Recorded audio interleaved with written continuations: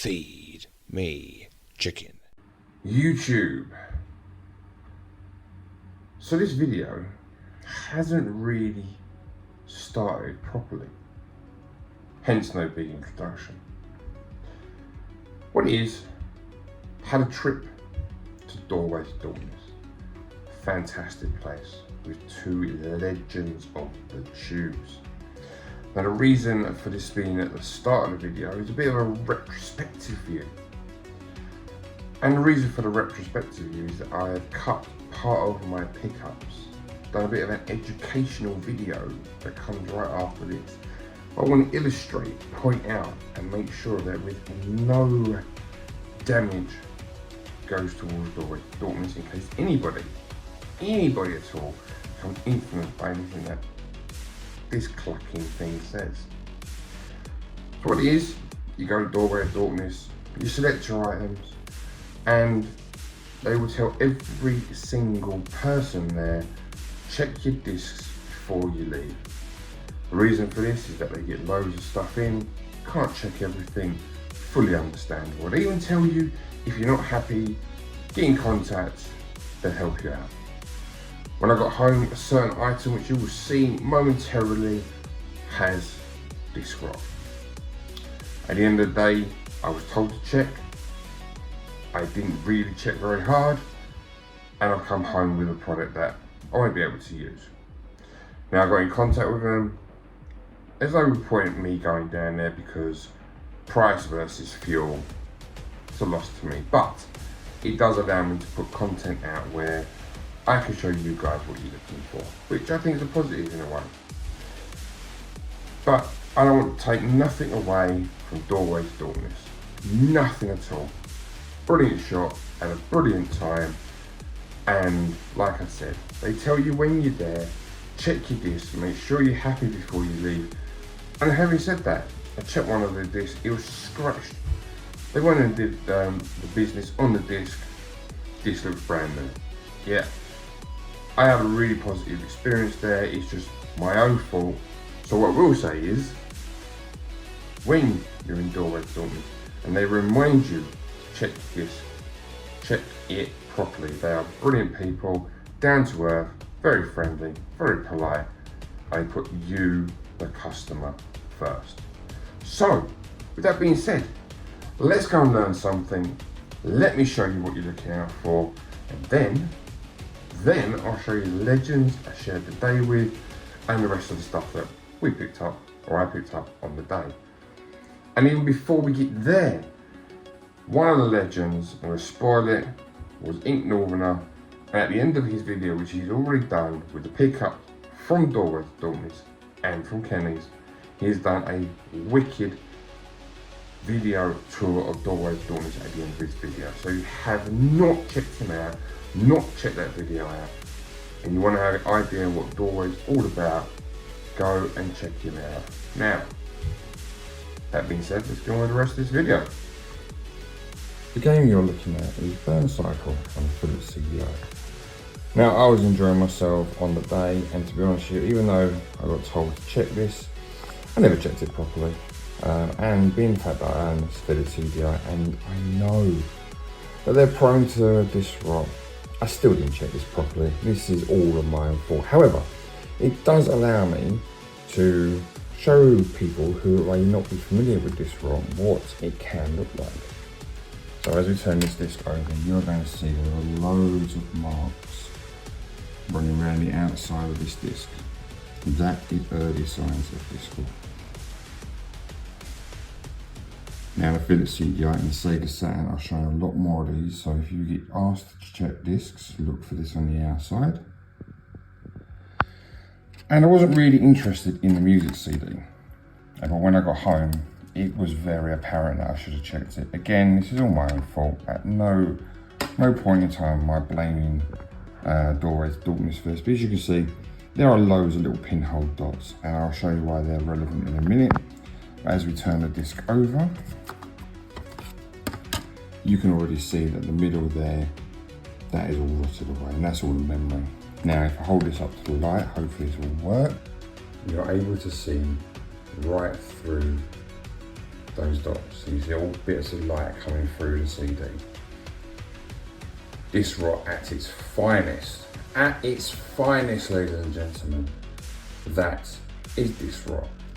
So if you're not familiar with it, hopefully this video has now shown you and told you to look at, particularly Sega Saturn and Philips CDI, that unfortunately this rot's the thing right now.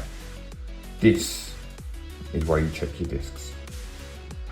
Now, on to the other stuff we got. Hello YouTube! I am Feed Me Chicken. How the clock are you? Legends beside me. But they can introduce themselves. To my right we have Sean from Retro Games Revived. And I'm meeting this guy for the first time. Been wanting to meet this guy for such a long time. And he is to my left. Oh, he ain't nothing there. Legends, I tell you. So, we're out in the open. This is what I do this out in the open, right?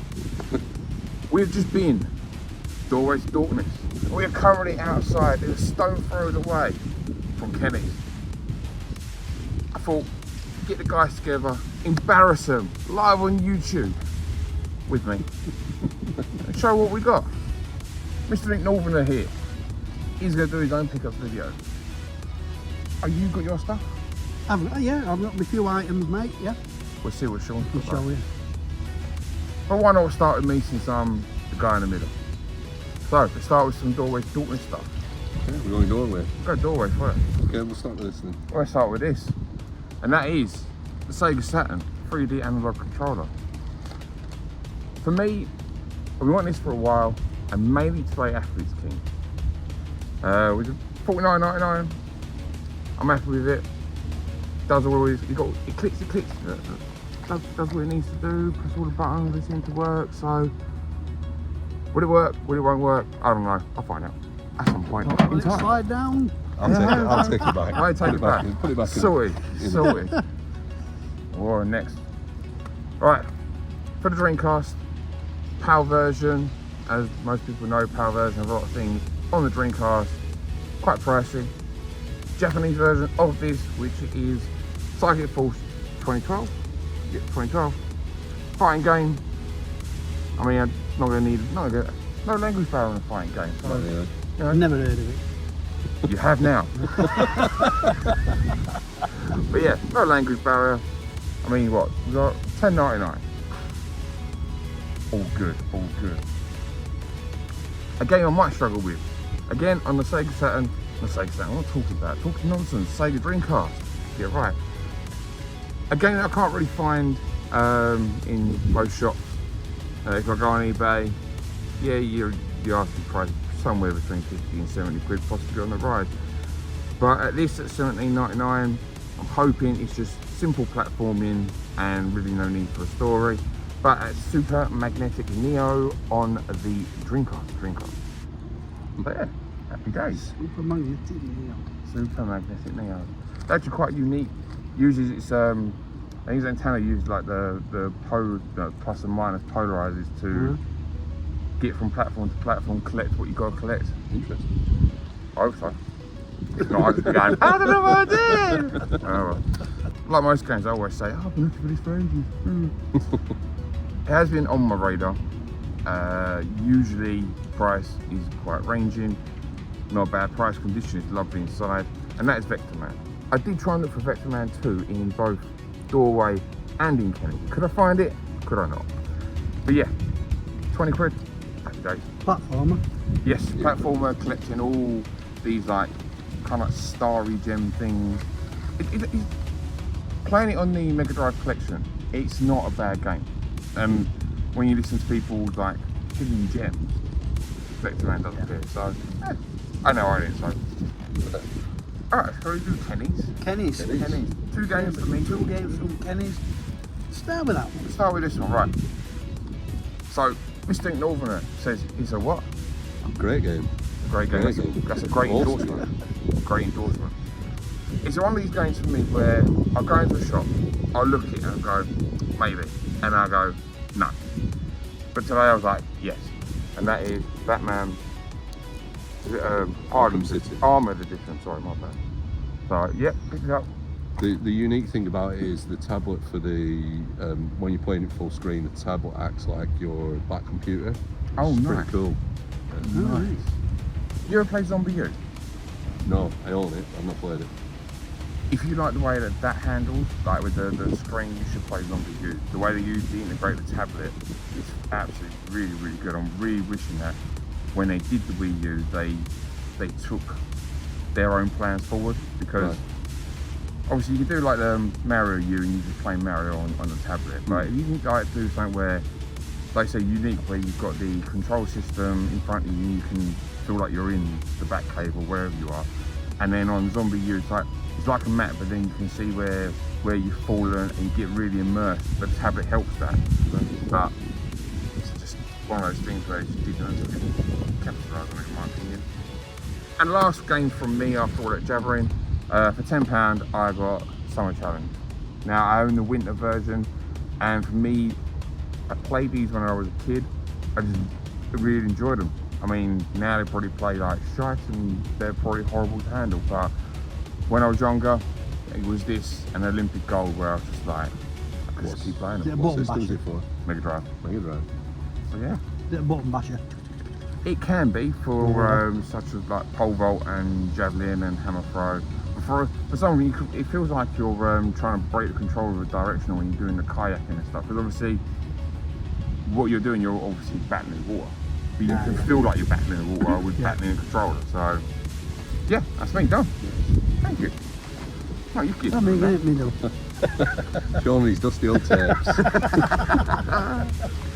I didn't get anything from Kenny's. They did have a little selection of Commodore stuff, but nothing that really took me fancy. But in Doorway to Darkness, Mr. Chicken pointed out the 8-bit section, and I've got. So bear in mind, Sean Yeah. said there was no 8-bit section. I He couldn't find it. There was a whole bookcase full of it.